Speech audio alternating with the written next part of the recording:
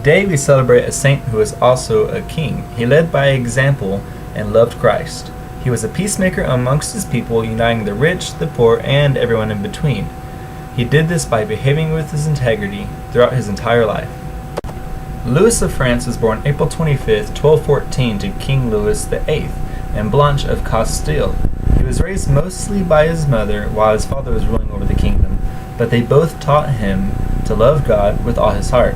They taught him that no matter what he accomplished or won with his life, giving praise to God would be the most important decision he would ever have to make. When King Louis VIII died, young Louis was only 12 years old.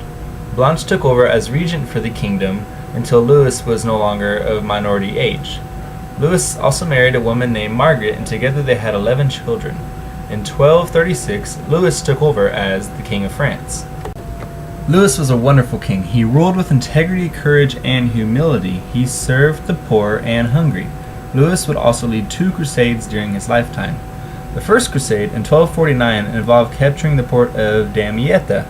Later, Louis was captured but released for a large ransom. Instead of returning to his comfortable palace after being released, he stayed with other crusaders for 4 years, rebuilding their army and their morale. In 1267, Muslim advances in Syria alerted Louis, so he took off on another crusade. Unfortunately, the crusade ended with his army contracting disease and typhoid fever. Louis of France died during this crusade in North Africa on August 25, 1270. St. Louis, Missouri is named in his honor. St. Louis of France cared greatly for his nation and his people. He cared even greater for the poor and hungry.